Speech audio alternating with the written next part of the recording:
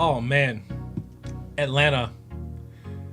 This one was actually really hard for me because I had to do some deep digging and some research to figure out how to GM for this team.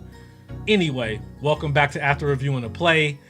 This is the Atlanta Falcons version. Let's break down who the Falcons were in 2020.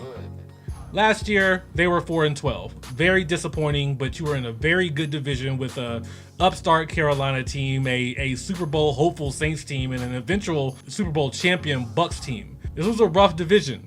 The Falcons weren't that bad. They were 18th in offense. They were 5th passing the ball, 27th in the rush, expected. The defense is where you failed. They were riddled with injuries, especially in the secondary. 32nd in the pass. They actually got worse than Seattle against the pass, but they were 6th in rush defense. The Falcons' new GM is Terry Fontenot, so he's one of these young GMs that I'm pretty sure is going to use a analytics and a money ball type of approach in order to fix these books, because I'm pretty sure the previous GM, Dimitrov, got fired because y'all books is messed up, which I will be getting to later. Head coach is Arthur Smith. This is his first year with the Falcons as well. He was the OC for the Tennessee Titans, who had a fabulous offense. Offensive coordinator is Dave Ragone. If you're old like me, you'll like to remember that Dave Ragone was the MVP of NFL Europe way back in the day. Defensive coordinator is Dean Pease. This dude has been around. He likes to retire and then unretire a day later. He was the defensive coordinator for the Patriots back in the day. Ravens, he came from the Titans just this last year, and he retired, and he was like, nah, I'd rather not retire. I'm going to go back, and I'm going to be defensive coordinator for terrible defense. That's the Falcons. Maybe he can turn it around. We'll see. Cap space. Y'all are negative. This isn't necessarily a death note. A lot of teams are negative in cap space around this time of year. The Falcons are definitely not in the best position, but they're not in the worst position. Biggest need by position, defense, pretty much the whole thing, but especially the secondary, safety and corner. You just cut Ricardo Allen. Keanu Neal's a free agent, so those are your starting safeties gone already. Cornerbacks, you're going to need help there. Linebacker Deion Jones, he's going to need some help back there. He was like the only dude back there covering and tackling. It was pretty sad. You're going to need a defensive end. I don't know exactly what Dean Pease is going to do. I don't know if he generally runs a 3-4, if he chooses to go that route. If not, I mean, I'm pretty sure he's going to go 3-4. That's his thing. That's what he does. So you're going to have to tailor make a defense for that. So you're going to need outside linebackers. You're going to need some edge rushers. You're going to need some stand-up guys. The thing is where's the money? And I'm going to get to that in a second. Where do you get this money from? All right, notable free agents: Ricardo Allen, Keanu Neal, Todd Gurley's going to be gone. Brian Hill, I don't know if he's going to get re-signed, but he's a free agent. Alex Mack, I think he's a big one. He's older, but he's a very reliable center. Let me try to dig in to these analytics and why the Falcons are so over the cap. There are 6 players on the Falcons that are taking up 72.9% of your cap space. And these are all terrible contracts that had accelerators that went up this year. Matt Ryan, just this year alone, $40.91 million. Julio Jones, $23.5 million. You got Grady Jarrett, Jake Matthews. You see all the data that's on the side here. All these contracts it seemed like they all have accelerators that went up this year. Like the Falcons was like 2021 is going to be our year or something like that. The problem with these contracts is that can't really do anything with these contracts. Matt Ryan, and this is why you haven't heard really anything of Matt Ryan getting traded or getting cut or even being restructured, because kind of can't do it. It's too expensive of a contract. Same thing with Julio Jones. It's going to cost more to trade Julio Jones or Matt Ryan than it will save you money and just keep him. So cheaper to keep her. It's a travesty how these contracts are so bad. Same thing with Grady Jarrett and Dante Fowler. These guys, they're kind of uncuttable. You're not getting much cap relief. Now, there are some players that maybe possibly you can restructure. Grady Jarrett, I don't know if he'd want a restructure or anything. Dante Fowler, I would say, is a bigger candidate for a restructure. You could probably sign him for a little bit longer contract and really reduce your cap hit with his contract. Deion Jones, maybe you want to extend him. He's still a young guy. Maybe you can extend him, give him some longer years with the restructure.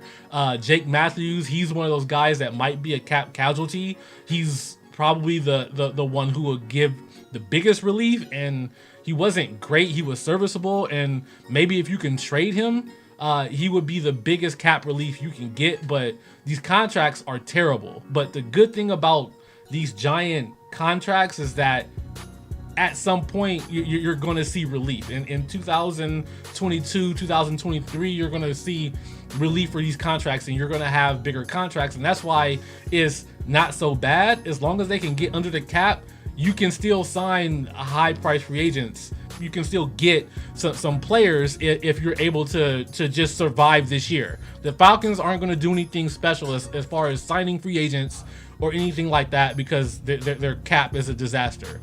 But they can sign some glue guys. Like maybe you can get a Kawan Short just to shore up the run a little bit. Maybe you can get a Justin Simmons. He would be a huge upgrade over any of the defensive backs you had last year. These are the options that you have. It actually doesn't look as bad on paper with these contracts as it is. It's bad, but it's not that bad. It's not Philadelphia Eagles bad. It's not New Orleans Saints bad. As far as the draft is concerned, the Falcons are in a weird predicament where they have the 4th pick, and you don't exactly know what the Dolphins are going to do with that pick. You can assume that the Jags are going to draft Trevor Lawrence. That number 2 pick is probably going to get traded for a quarterback, whether that's Fields or Wilson. That number 3 pick, we don't know what's going to happen with that number 3 pick. We don't know if it's going to go to the Texans for Deshaun Watson. We don't know if it's if the Dolphins are going to use it on Penei Sewell, who I think is the only other non-quarterback that can get drafted that high.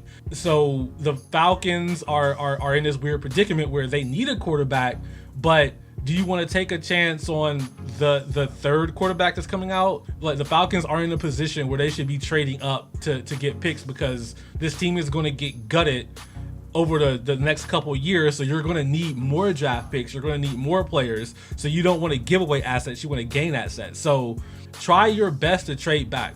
If Justin Fields is there, if Jack Wilson is there, then draft them. Like, obviously they're going to be the quarterback of the future, and you're going to have Matt Ryan for at least another year, and he is going to teach them how to play football.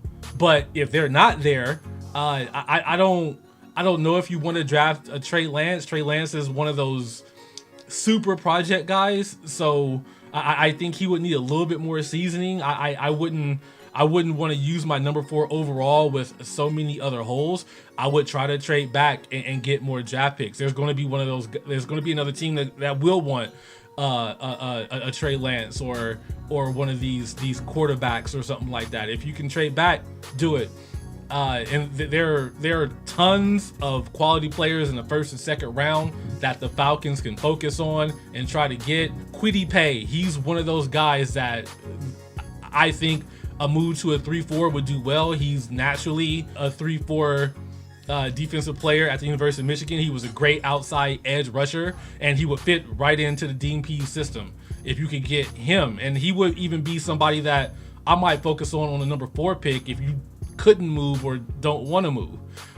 Kellen Mond, he's a quarterback you can get in the 2nd round, 3rd round. Yes, Falcons, you need to draft a running back. Draft a running back. You don't have the option to pick up a running back in free agency. You don't have any good running backs on the roster. Todd Gurley's going. He's not coming back. If he's on a super cheap deal, he could be like your goal line back. He can be that ambassador to Atlanta, somebody that you can have be the kind of icon for your team other than Julio and Matt Ryan. But he's not doing anything but kissing babies and waving like outside the convertible. Michael Carter, Javonte Williams, these are dudes you can get in the 2nd round. You got that good 35th overall selection pick. One of those dudes are going to be there.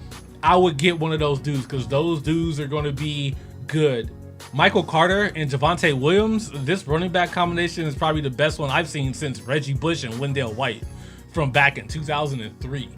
There's Trey Sermon out of Ohio State. He's one of those guys that he could be really good. He'd be a late round pick. So he's one of those guys that you could probably pick up in the 5th, 6th round that will pay immediate dividends. There's Puka Williams, who is a ultra scat back out of Kansas. He's going to be lightning fast.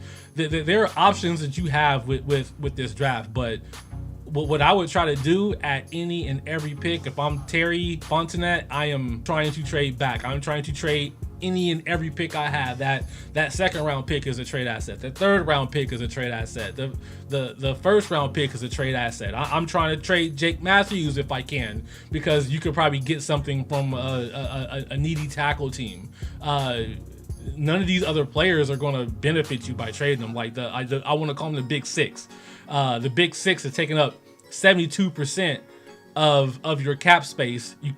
None of them are really tradable assets other than Jake Matthews, and even that comes with a bit of a caveat. So the Falcons are going to be in for a rough year. The good thing with the Falcons is that they're not a terrible team. With good coaching and a renewed energy, getting some of the right players, you can probably get a couple decent free agents that will make your defense at least serviceable, and then your offense was already good. So if you could just get a couple pieces that can round out this team, then it's possible that the Falcons can actually be good. You're basically just trying to get through this cap hell of the Big Six, the Sinister Six is what I want to call it. They're the ones taking all the money and kissing all the babies. So you need to make sure you get out of this bad time, and then the promised land is coming soon. I think the Falcons will actually be really good again in the near future, but I don't expect them to be good this year. But I don't think anyone expects them to be good this year, which makes them a dangerous team. Anyway, that is the Falcons wrap up. I'm going to do the Bengals next. There's stuff on the side if you want to check out more videos. There should be 4 of them up, so go ahead and click on that. And yeah, this is the 2021 offseason, the best time, unless you're the Tampa Bay Buccaneers, which you should still be drunk right now on boats fighting alligators. Anyway, talk to you guys later. Peace.